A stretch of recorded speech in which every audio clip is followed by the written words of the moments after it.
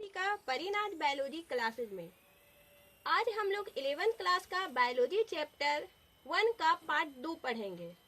अगर इससे पहले वाला वीडियो पार्ट 1 आप लोग से मिस हो गया है तो पहले उसे चैनल में जाके देख लें, क्योंकि वो पार्ट देखने के बाद ये पार्ट ज्यादा समझ में आएगा। दोस्तों चलिए पार्ट 2 शुरू करते हैं।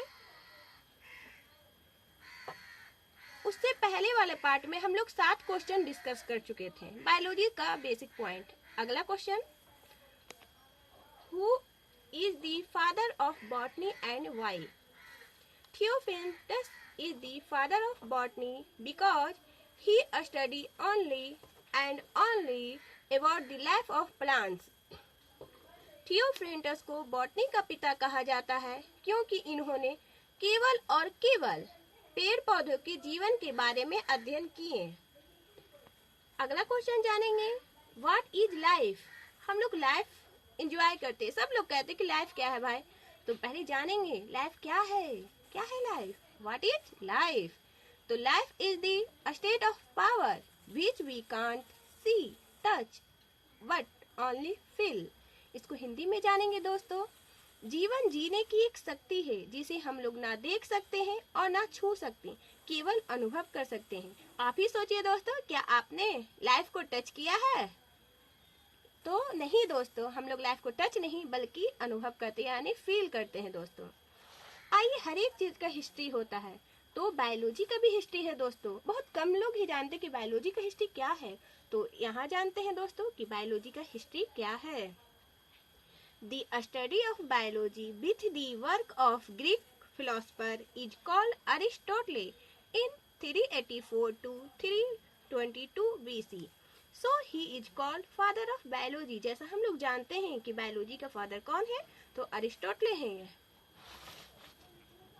इसको हिंदी में जानेंगे दोस्तों। जीव विज्ञान के अध्ययन की शुरुआत 384 से 322 ईसा पूर्व अरिस्टोटले ने किया था, जो एक दार्शनिक थे। यही कारण है कि इन्हें बायोलॉजी का पिता कहा जाता है। अगला पॉइंट जानेंगे दोस्तों। In the way of study he wrote a book Historia animals and he describe 500 species in this book, so he also called the father of zoology.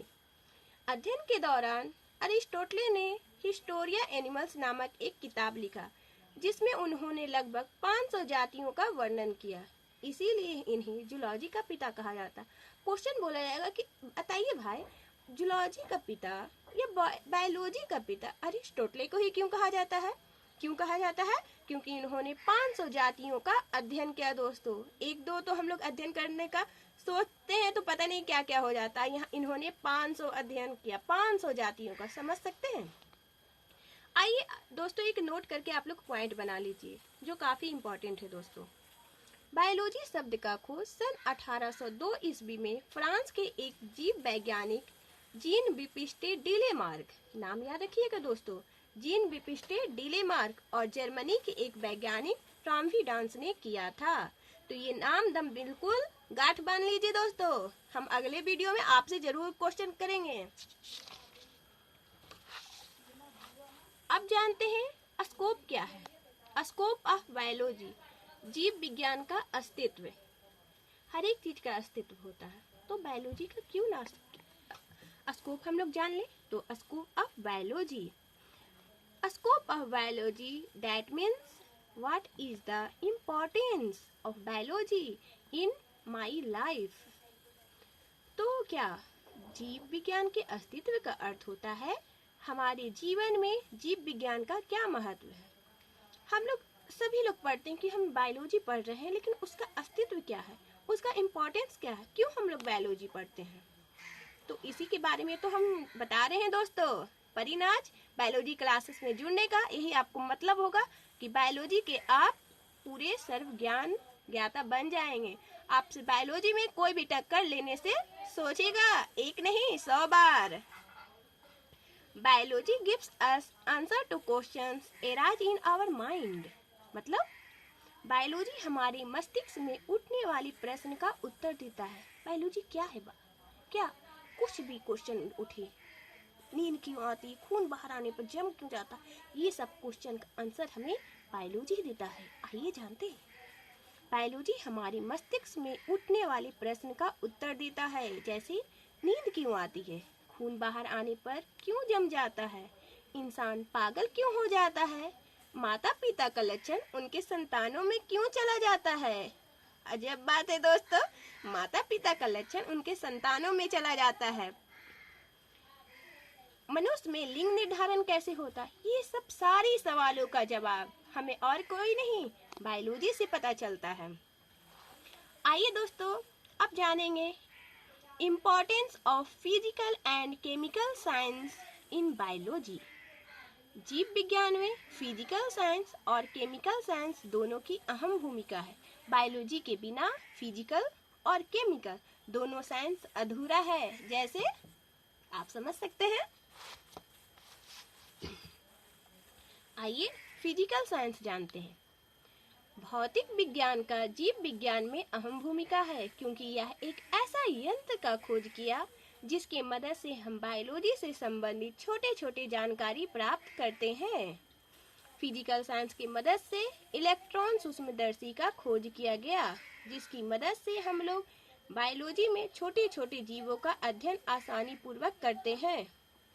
समझ गए दोस्तों? ऐसा लगा कि हमने इसे पढ़ दिया। नहीं दोस्तों, आपने ये समझा कि फिजिकल साइंस में जो भी क्या मटेरियल का यूज होता है वो कौन दिया है, बायोलॉजी दिया। कैसे? जैसे इलेक्ट्रॉन सूक्ष्मदर्शी का अगर खोज हुआ तो कहाँ हुआ, जो यूज होता है इलेक्ट्रॉन सूक्ष्मदर्शी का यूज जो होता है फिजिकल साइंस में, तो वो किसकी देन है, बायोलॉजी की देन है। आइए केमिकल साइंस।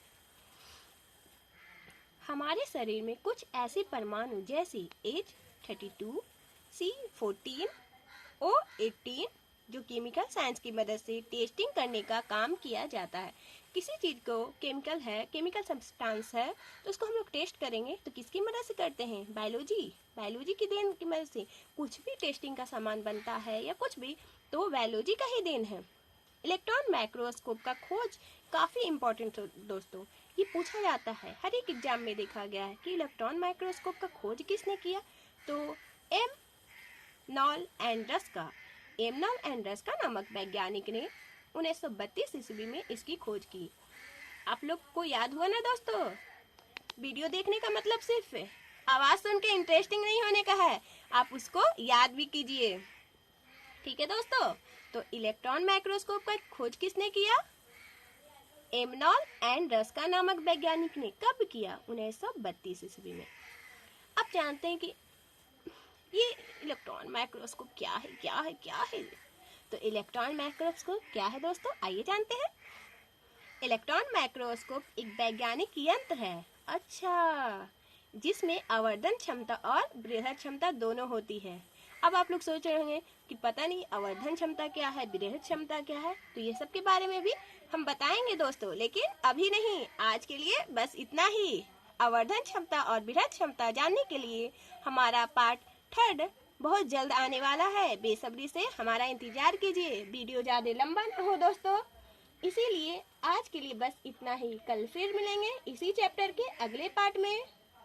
आप लोग का बहुत सारा प्यार पाने के लिए धन्यवाद।